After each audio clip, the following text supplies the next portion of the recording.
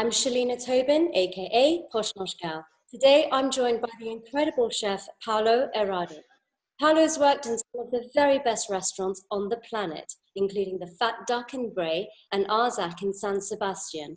He now has a host of amazing restaurants of his own around the world, including London, Spain, and Hong Kong. Hello, Paulo. How are you? Hello, very well. Happy to be here to have a nice chat. So that's brilliant. So much for your time. Really appreciate it. So tell us where in the world are you right now? No, actually, I'm in San Sebastian after the lockdown. I stay here. Sadly, we can't fly that easier now. I should visit London soon, which Okay. is the faster and the easier. And after I need to for sure go to Hong Kong before the end of the year. And what have you been doing during the lockdown time? Keep working, to be honest. At the end, every morning I escape from my house, come to the restaurant, so keep doing things and preparing the menu and all the things. We use this time in really in a positive way. To be honest, I don't feel the lockdown, so for me it doesn't really change my life. Okay. But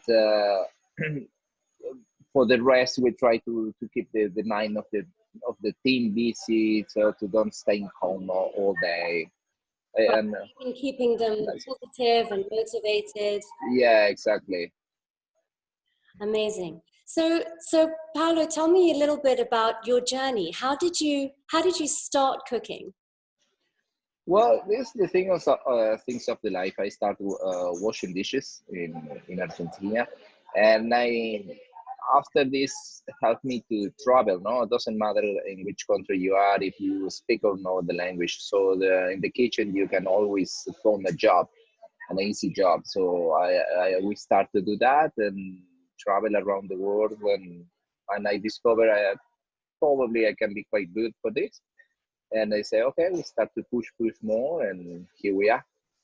And you worked in some of the most amazing restaurants. You were at Arzak in San Sebastian. You were at the Fat Duck in Bray and Magnolia in Rome. Tell me about your time in the Fat Duck. How was that for Uh, you? it was a really good experience. There I meet Raphael, who is the chef of Da Terra in London. Uh-huh. He's running the restaurant in a daily basis there. So I think the fact that give to me a lot of good things, a really good friend, and now we have that business together there. Right. And we will talk about doTERRA a little bit later on. Yeah. We want to talk about your beginnings and how you started. So you were at the Fat Duck, and it's known for molecular gastronomy. How much of molecular gastronomy do you use in your own style of cooking? No, zero, zero. My food is classic food, basically from the roots. We cook as always, basically. No, we still doing traditional, a lot of traditional things with a lot of technique. The technique doesn't means necessary molecular cuisine. The techniques is something completely different. We cook a fish in the proper way. That's even a technique. So that's what you found here in San Sebastian. That's classic, strong roots in Italian cuisine, and is what we want to show. Right. And how was it working with Heston Blumenthal? Did you get to spend much time with him there in the Fat Duck? No. I think I see it twice in the Okay. time I've been there, and always was. I remember an amazing head chef, which was Johnny Lake. Okay. He have a restaurant now in central London. It's called Privet, I think, and that is a really good man, a good chef. So and I have good memories from that. Right. And who in the industry gives you big inspiration now? No, actually, is I am running for my own. So at the end of the day, I think it's the world is full of a lot of amazing colleagues, a lot of people doing great job and making amazing things around, and that's I think that's really good. No, you have people like Geranium in Copenhagen. You have Maemo in Oslo. That's, You have a lot of restaurants in United States doing great things, and so it all depends. It's amazing people everywhere. yeah.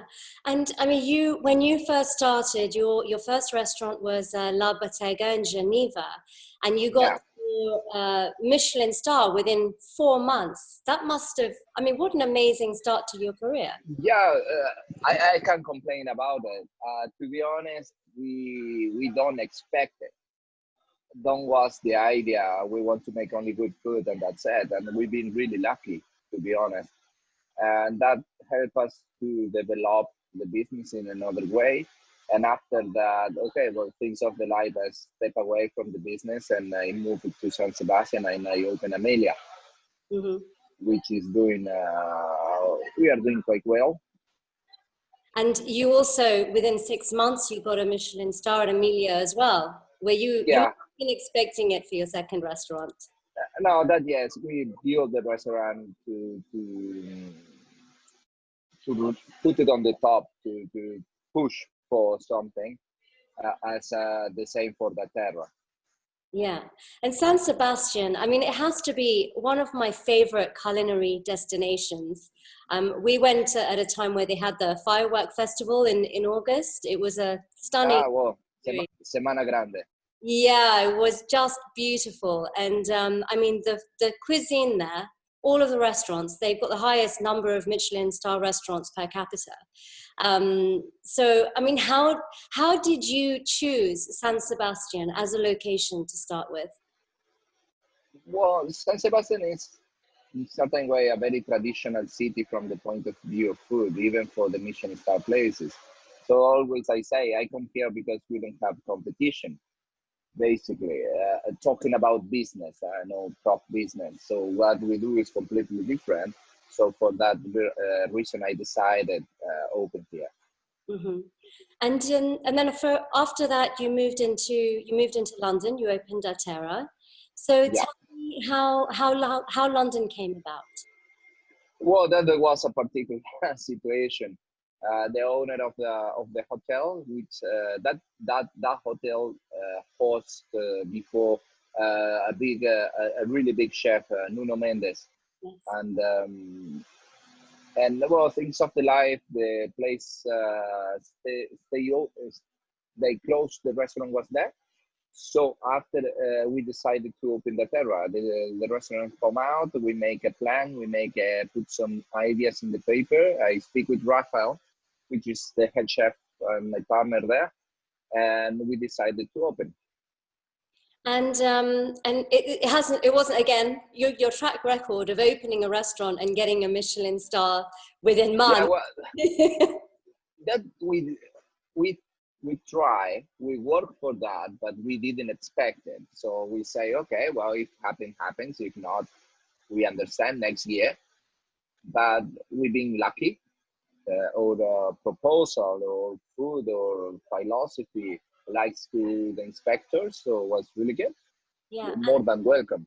Yeah, well, it was obviously, I mean, it's such a different location for you. So tell me about the moment you found out about the Michelin star. How did it feel? Or how did you even find out? No, always is happy, no, to get the email. It's an email normally. 3 days before the gala, we get the email saying, okay, please, you should come to London and blah blah blah for the gala, and say, okay, yeah, but I am San Sebastian, so I need to take a flight. And it was really good. Rafael was so happy for that. He worked so hard, and it's more than well deserved. Yeah, absolutely. And how often do you get to come to London? Normally open, normally once a month, Oh, that's once quite and a often. half. Yeah, I go really often. I like London, so I really enjoy and spend really nice time there. It's a lot of good food everywhere. Yes, yeah, yeah. It's phenomenal for food. I'm always eating out, so Yeah, never at home. And so you've opened up in Hong Kong, yeah. It's and more casual, the restaurant I have there. sorry, a casual restaurant. It's more casual, yeah. Okay, and so how often do you go to Hong Kong? Once a month and a half normally. Yeah. Do you ever get time to sleep? Not that much, but it's okay. I can deal with that. As long as you have good food, it's okay. Yeah, exactly. So where do you spend most of your time? Is it in San In Sebastian? San Sebastian, yeah, normally in San Sebastian. Okay. It's something like 10 days a month. I am out. Okay, right. And your, I mean, your restaurant, Amelia, that was named after your daughter. Yeah, my daughter. Well, the name of my daughter is Amelie, Uh-huh. which I remember when I say, "Oh, I've been thinking about the name," and I say to my wife, "Okay, I got to use the name of Amelie," and she said, "No, you can't." So we translated to Spanish, and it's Amelia, and we use it that. Oh, so when you have more children and you have more restaurants, you're gonna name Well, them. to be honest, I have more restaurants. I have Da Filippo, which holds the name of my boy, Ah, okay. and after I have an Argentinian grill. Okay, okay. Well, that's pretty nice. Your kids must be they must be very honored to have a restaurant named after them. So, so Paula, tell me something about yourself that I couldn't possibly know, almost like a secret. My life is so simple, so it's not that many secrets of things about. I am a kind of guy, I spend the most of my time in the business always, and so it's not that much around. Then I don't have that much time for my life. That probably, but it's not a secret. Uh, No, no, but it's, I don't know. I am a really happy guy, happy with what I have, happy with what I am doing. I wake up every single morning enjoying my work, enjoying my life. So I think that's quite a lot. I can ask for more. yeah, absolutely. That is in itself, that's an amazing accomplishment. And I see you have many tattoos. Are Oh they, yeah, so you like art? yeah, yeah, exactly. And I have a lot of time off in this lockdown, so Oh, I have quite a few extra. a few extra. And do you get them all done in San Sebastian? Yeah, it's a good friend, You have a so local I artist. have a nice discount. Well needed in lockdown. No one's making Yeah, exactly. No money, but good discount, so it's good. Brilliant. Well, Paulo, thank you so much for your time. Really appreciate it. And it's been great chatting with you and learning a little bit more about you. Guys, if you want to follow Paulo, he's on Instagram at El Cordobes, and I'm at PoshNoshGal. Thank you, Paulo. Take care. Thank you so much. Bye bye.